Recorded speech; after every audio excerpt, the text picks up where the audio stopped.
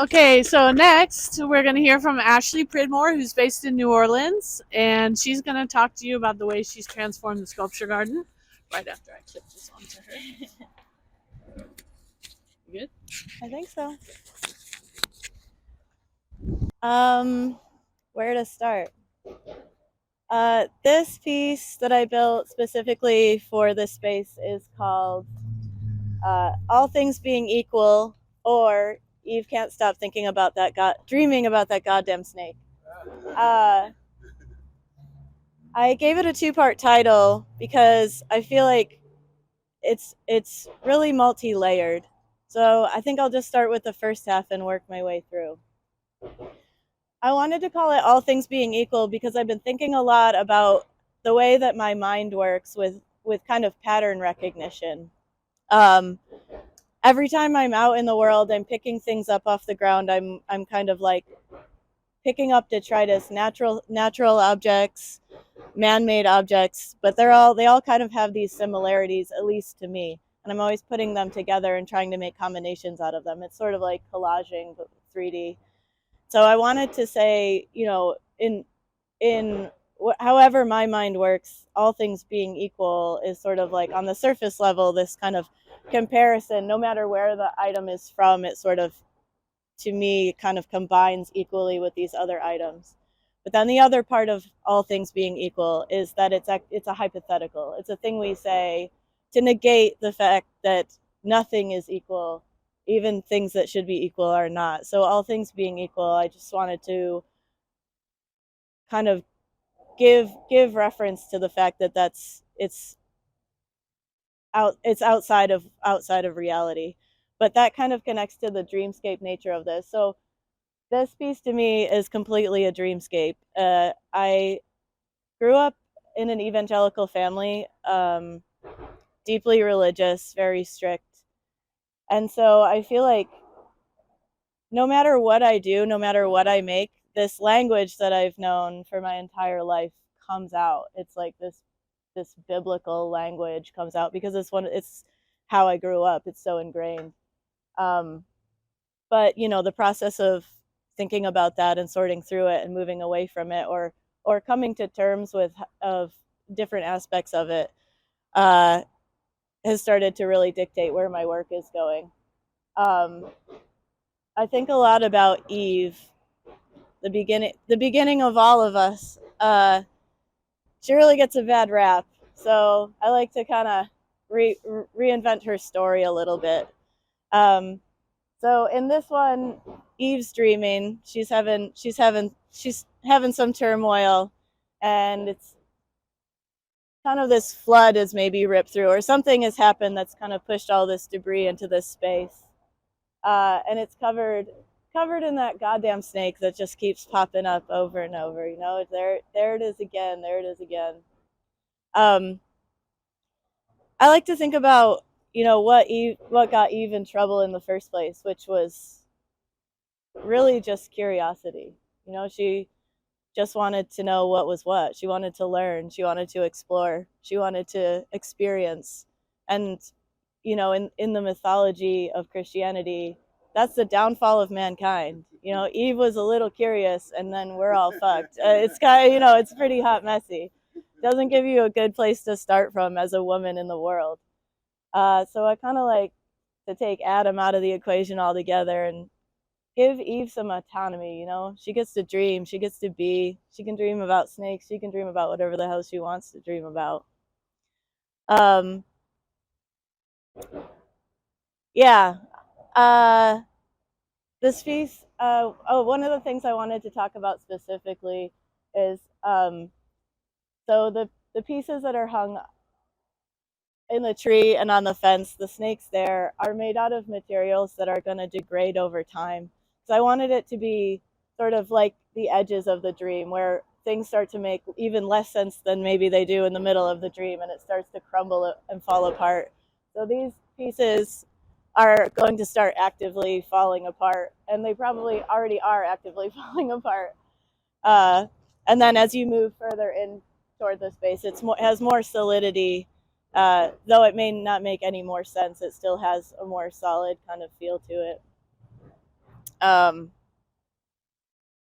yeah, I don't know. It's hard to just describe this in the space, especially as a visual thinker, where everything you do is, or the way I think is 100% visual. So describing all of this in words is so difficult.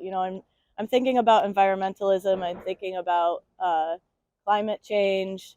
I live in New Orleans now. I lived in New York for a long time, so I've always lived in coastal cities. Houston understands weather events getting worse and worse. Like, we're all feeling the effects of this.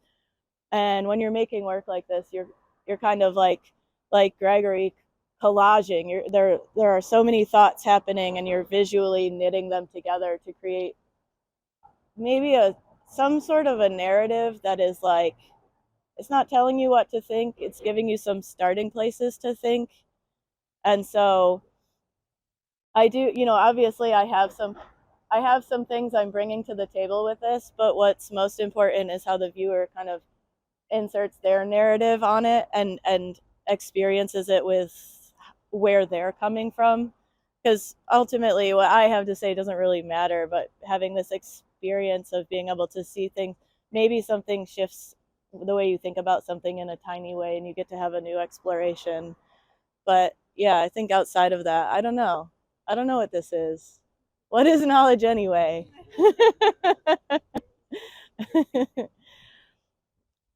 I don't know. Does anyone have any questions? Yeah.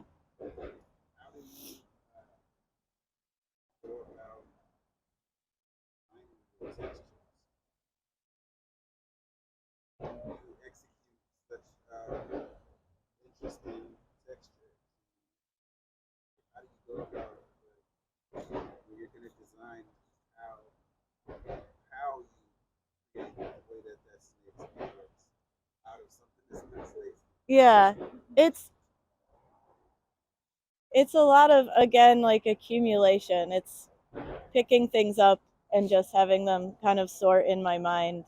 Uh, a lot of these things I've had for a long time in my studio in front of me on a shelf, or it's something I've taken a mold off of for something else. And then it sort of extrapolates from there. So, like,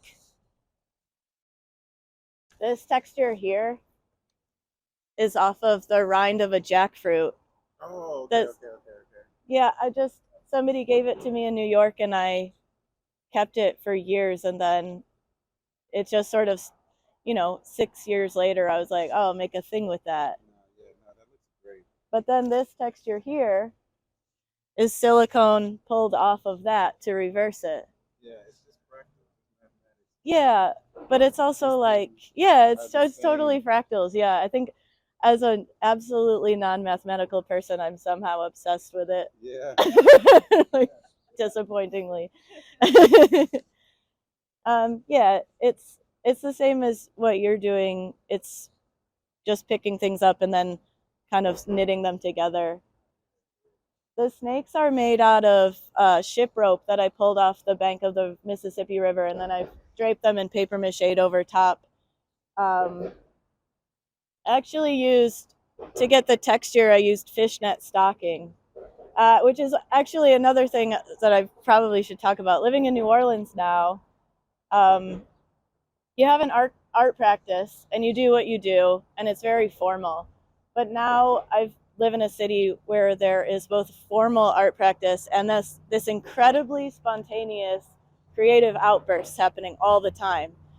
So you'll just in over the course of a week, be with your friends and create something enormous and bombastic and really strange, and it's like these growth spurts that let you do something with no stakes whatsoever, just for the pure joy of it. And then that can translate into your more formal work.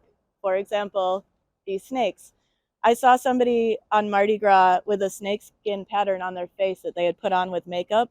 When I asked them how they did it, they said, oh, I stretched a pair of fishnet stockings over my face and ponced the makeup through it. And then instantly I knew how to make these snakes. So I got fishnet stockings, and that's how I did the paint. But then I started saving those painty fishnets and that's what the snake skins hanging off are. It's kind of layered with paint and glue and polyurethane and everything. But it's kind of that flow of information. It's like, oh, a costume idea, and then like, oh, I know how to do this one thing, and then, oh, this has turned into a texture sheet actually, and I can start to wrap with it and, you know, wrap it around things and do different things with it and cut it up and collage with it basically. But yeah. Anything else?